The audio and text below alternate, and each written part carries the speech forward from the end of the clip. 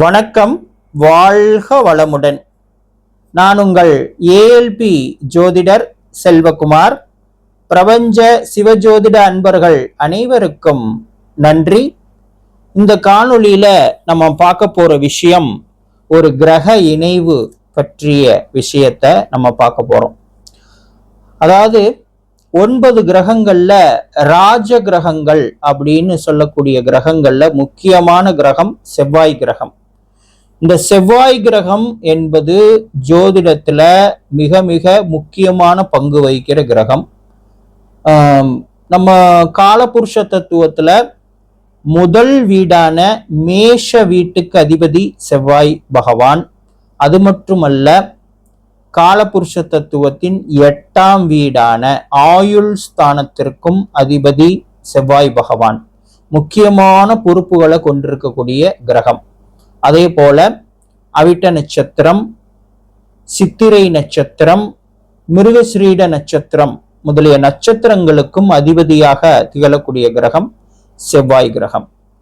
இத்தகைய சிறப்பு வாய்ந்த செவ்வாய் கோள் மற்ற கிரகங்களோடு சேர்ந்து அமரும் பொழுதும் அல்லது மற்ற கிரகங்களை பார்வையால் தொடர்பு கொள்ளும் பொழுதும் அல்லது மற்ற கிரகங்கள் செவ்வாயுடைய நட்சத்திரங்களான அவிட்ட நட்சத்திரத்திலோ மிருகஸ்ரீட நட்சத்திரத்திலோ சித்திரை நட்சத்திரத்திலோ அமரும் பொழுதும் இந்த கிரக இணைவு என்பது ஏற்படுகிறது. அப்போ இந்த கிரக இணைவுகளால் ஏற்படக்கூடிய பாதிப்புகளையும் அதே சமயத்துல ஏற்படக்கூடிய நன்மைகளையும் நம்ம இங்க பார்க்க போறோம். இப்ப செவ்வாய் கோள் எந்தெந்த கிரகங்களோடெல்லாம் இணைந்தால் பாதிப்புகளை ஏற்படுத்தும் அப்படிங்கிறத நம்ம பார்க்கும் பொழுது, ஏஎல்பி மெத்தட்ல நம்ம என்ன சொல்றோம்னா, எந்த ஒரு கிரகமும் மற்றொரு கிரகத்தோடு இணையும் பொழுது அது குறிப்பிட்ட காலகட்டத்துல கண்டிப்பாக பாதிப்புகளை ஏற்படுத்தும் அப்படிங்கிறத சொல்றோம். அதனால கண்டிப்பா தீய பாதிப்புகள் தான் அதிகமாக இருக்கு. நன்மை தரக்கூடிய விஷயங்கள் குறைவா தான் இருக்கும் கிரக இணைவுகளால. அதனால நம்ம என்ன சொல்றோம்னா, பெரும்பாலும் கிரகங்கள் ஒன்றோடு ஒன்று இணையாமல் தனித்தனியாக இருப்பதுதான் சிறப்புன்னு தான் சொல்றோம். ஆனா அது சாத்தியம் இல்லை. ஒவ்வொருத்தருடைய ஜாதகத்திலையும் ஒன்றுக்கு மேற்பட்ட கிரக இணைவுகள் இருக்குது அப்படிங்கிறத நம்ம பார்க்கிறோம் பிராக்டிக்கலா. இப்ப இந்த செவ்வாய் கோள் மீதி இருக்கிற 8 கோள்கள்ல எல்லா கோள்களோட இணைஞ்சாலும் பிரச்சனைகளை ஏற்படுத்தத்தான் செய்யும் ஒரு குறிப்பிட்ட காலகட்டத்துல. ஆனா அதுலயும் சில கோள்களோடு இணையும் பொழுது அதிகமான பாதிப்புகளை ஏற்படுத்துது அப்படிங்கிறத பார்க்கிறோம்.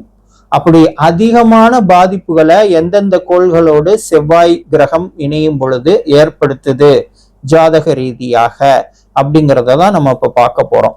அதுல மிக அதிகமான பாதிப்புகளை இந்த செவ்வாய் கோள் சூரியனோடு இணையும் பொழுது ஏற்படுத்துது அப்படிங்கிறத பார்க்கிறோம். ஏன்னா இரண்டுமே உஷ்ணமான கிரகங்கள். செவ்வாய் அப்படிங்கிறதும் மிக மிக உஷ்ணமான கோள். சூரியன் கேட்கவே வேணாம், அது ஒரு நெருப்பு கோலம். அப்போ அந்த 2 உஷ்ணமான கோள்கள் இணையும் பொழுது மாபெரும் பாதிப்புகள் ஒருவருடைய வாழ்க்கையில ஏற்படுறத நம்ம பார்க்க முடியும். அது உடல் ரீதியாகவும் சரி, மன ரீதியாகவும் சரி, உறவுகள் ரீதியாகவும் சரி, அதே போல பொருளாதார ரீதியாகவும் மிகப்பெரிய பாதிப்புகளை இந்த செவ்வாய் சூரியன் இணைவு ஏற்படுத்துது. செவ்வாய் கோளும் சரி, சூரியன் கோளும் சரி, ஈகோவான ஒரு கேரக்டர் உள்ள கிரகங்கள்.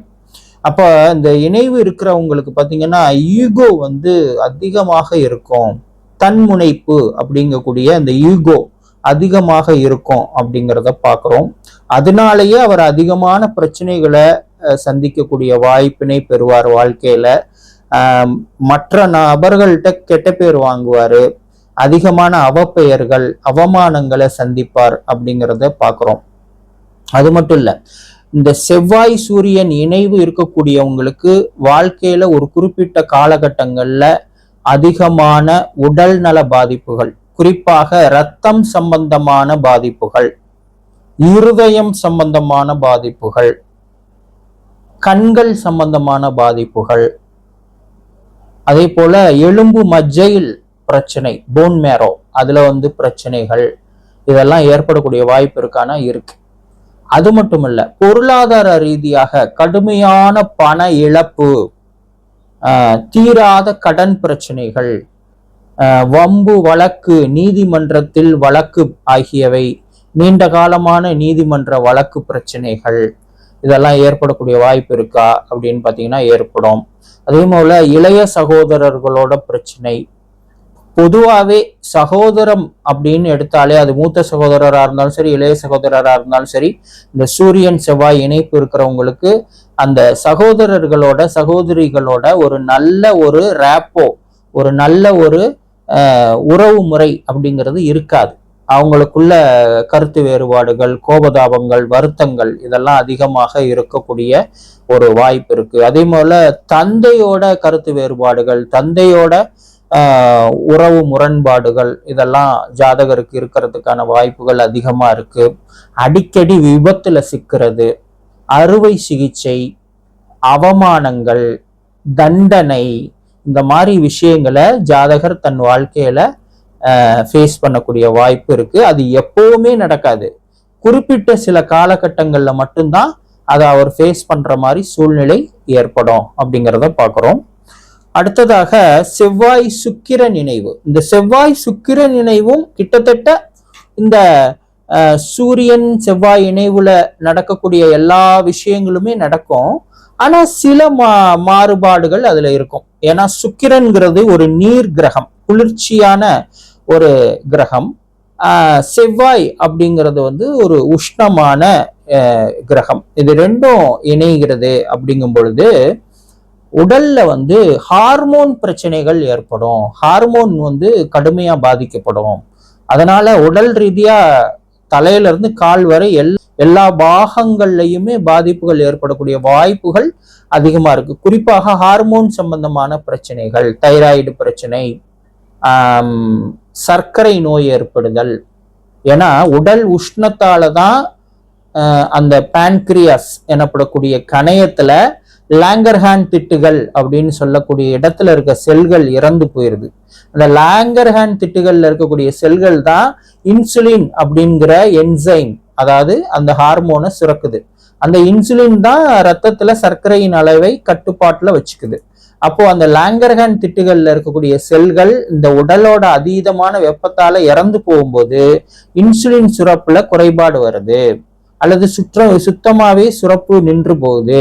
அப்போ ரத்தத்துல சர்க்கரையின் அளவு கட்டுப்படுத்த முடியாத அளவுக்கு பெருகுது. அதை தான் நம்ம நீரிழிவு நோய், சர்க்கரை, டயபெட்டிக்ஸ் அப்படின்னு நம்ம சொல்றோம். அப்போ இதுக்கும் இந்த செவ்வாய் சுக்கிரன் இணைவுக்கும் நெருங்கிய தொடர்பு இருக்கு அப்படிங்கிறத பாக்குறோம். இந்த செவ்வாய் சுக்கிரன் இணைவு இருக்கிறவங்களுக்கு ஒரு குறிப்பிட்ட காலகட்டத்துல மற்ற நபர்களை விட சர்க்கரை நோய் ஏற்படுவதற்கான வாய்ப்பு அதிகமா இருக்கு அப்படிங்கிறத நம்ம சொல்ல முடியும். அதே போல இந்த செவ்வாய் சுக்கிரன் இணைவு இருக்கிறவங்களுக்கு சொத்துக்கள்ல இழப்பு ஏற்படுதல், சொத்துக்களை வந்து அடமானம் வச்சு கடன் வாங்கியிருப்பார், அதை மீட்க முடியாம போறது, வாகன விபத்துக்கள் இதெல்லாம் அதிகமா ஏற்படக்கூடிய வாய்ப்புகள் இருக்கு அப்படிங்கிறத பார்க்குறோம். அடுத்து வந்து செவ்வாய் குரு இணைவு.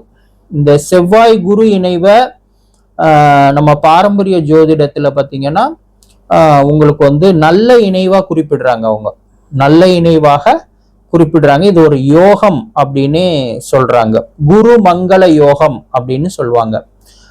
ஆனா நம்ம ஏஎல்பி ஜோதிடத்துல என்ன சொல்றோம்னா, இந்த செவ்வாய் குரு இணைவு வந்து ரத்தத்துல கொழுப்பின் அளவை வந்து அதிகரிக்கிறது அப்படிங்கிறத பாக்குறோம்.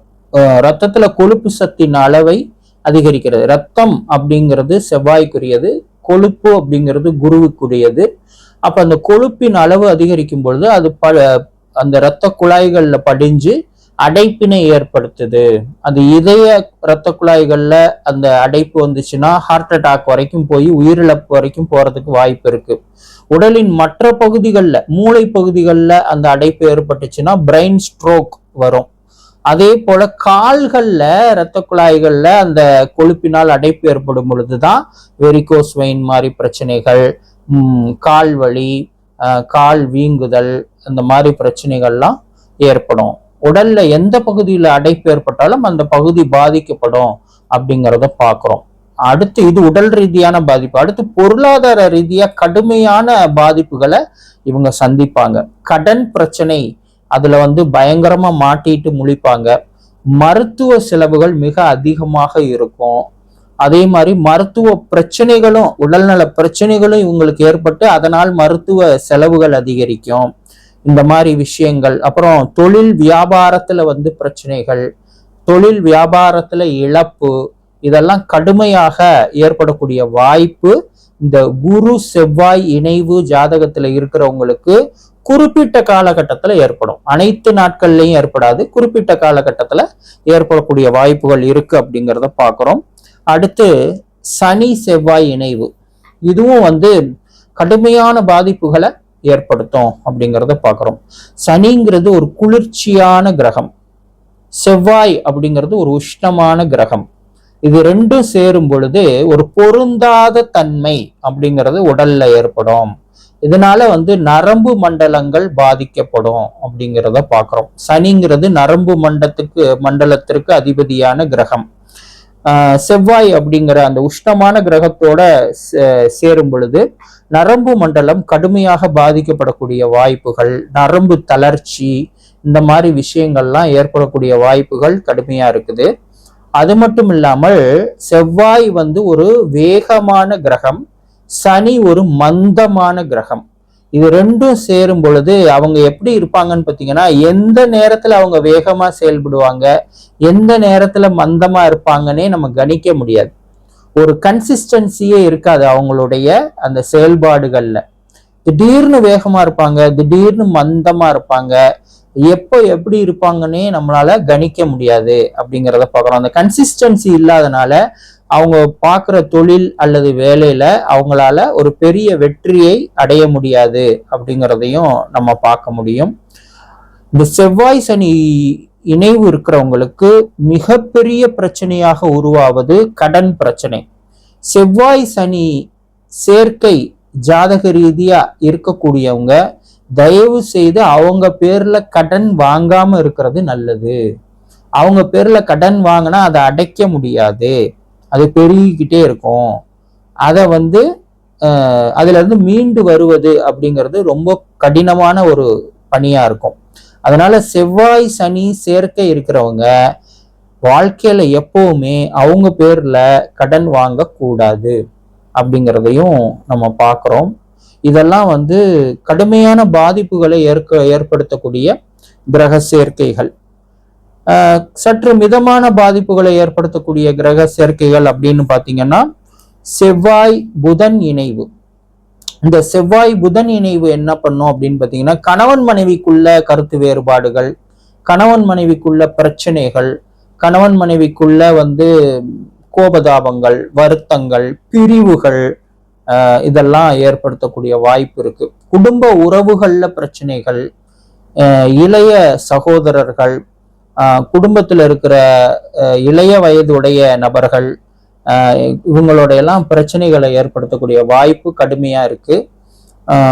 பொதுவாகவே செவ்வாய் கிரகம் ஆளுகையில இருக்கிறவங்க, அதாவது செவ்வாயோட நட்சத்திரங்கள் ஏஎல்பி நட்சத்திரங்களாகவோ ஏஆர்பி நட்சத்திரங்களாகவோ செல்லக்கூடிய நபர்கள் முதல்ல அவங்க செய்ய வேண்டிய விஷயம் கோபத்தை குறைக்கணும்.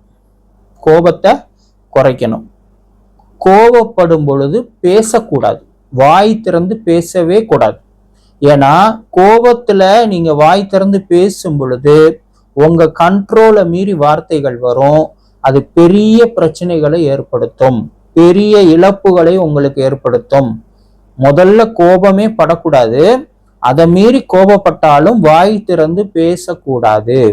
வாய் திறந்து பேசக்கூடாதுன்னா என்ன பண்ணலாம், அந்த இடத்துல இருக்கவே கூடாது, அந்த இடத்த விட்டு கிளம்பி போயிடணும். கொஞ்ச நேரம் கழிச்சு கோபம்லாம் குறைஞ்சதுக்கு அப்புறம் வரணும். இதை ஃபாலோ பண்ணியே ஆகணும். இல்லைன்னா பெரிய பெரிய பிரச்சனைகள்ல இந்த செவ்வாய் ஆதிக்கம் உள்ள நபர்கள் பாதிக்கப்படுவாங்க அப்படிங்கிறத நம்ம சொல்ல முடியும். அதே போல செவ்வாய் கேது இணைவு, அதுவுமே மருத்துவ ரீதியாக மிக மிக மிக மிக மோசமான இணைவு. கிரக இணைவுன்னு சொன்னா அந்த செவ்வாய் கேது இணைவை சொல்ல முடியும். ஏன்னா செவ்வாய் அப்படிங்கிறது இரத்தக்காரகன் அப்படின்னு குறிக்கப்படுற கிரகம். இந்த கேது அப்படிங்கிறவர் எல்லா இடத்துலையும் தடையை ஏற்படுத்தக்கூடியவர். அதாவது ஒரு ரத்த ஓட்டம் இருக்குன்னா அதுல ஒரு தடையை ஏற்படுத்திடுவார். எந்த இடத்துல அவர் உட்கார்ந்தாலும் அந்த இடத்துல தடை அப்படிங்கிறத ஏற்படுத்தக்கூடிய ஒரு கிரகம் கேது. அப்போ கட்டிகள், வீக்கங்கள் இதெல்லாம் ஏற்படுத்தக்கூடிய கிரகம் கேது. அப்போ இந்த இரத்த ஓட்டத்தை தடை பண்ற மாதிரி கட்டிகளையோ வீக்கங்களையோ தடைகளையோ ஏற்படுத்தி பெரிய உடல்நல பிரச்சனைகளுக்கு வழிகாட்டக்கூடிய கிரகமாக கேது கிரகம் இருக்கிறதுனால இந்த செவ்வாய் கேது இணைவு இருக்கிறவங்க தயவு செய்து ஒரு நல்ல ஏஎல்பி ஜோதிடரை போய் பார்த்து, இந்த செவ்வாய் கேது இணைவுனால வாழ்க்கையில எந்த காலகட்டத்துல எனக்கு பிரச்சனைகள் வரும், உடல்ல எந்த பகுதியில பிரச்சனை வரும், அது எப்போ வரும், அதற்கு முன்னெச்சரிக்கையா நான் என்ன பண்ணணுங்கிற விஷயங்களை தயவு செய்து நீங்க கேட்டு தெரிஞ்சுக்கிறது முக்கியம். பொதுவாகவே இந்த செவ்வாய்க்கோள் நான் மேல சொன்ன அந்த சூரியனோடோ சுக்கிரனோடோ குருவோடோ அல்லது புதனோடோ கேதுவோடோ இணையுதுன்னா அதனால ஏற்படக்கூடிய பாதிப்புகள் எப்பெல்லாம் வாழ்க்கையில வரும், அதை நான் எப்படி எதிர்கொள்ளணும் அப்படிங்கிற விஷயங்களை ஒரு ஏஎல்பி ஜோதிடரை கன்சல்ட் பண்ணி நீங்க தெரிஞ்சுக்கிறது உங்களுக்கு நல்ல பாதுகாப்பனை கொடுக்கும் அப்படிங்கிறத நம்ம சொல்ல முடியும். இவ்வாறாக இந்த காணொளியில செவ்வாய்க்கோள் மற்ற கோள்களோடு சேரும் பொழுது ஏற்படக்கூடிய பாதிப்புகளை பற்றி பார்த்தோம். அடுத்த காணொளியில மற்றொரு கிரக இணைவை பற்றி பார்ப்போம். நன்றி. வாழ்க வளமுடன்.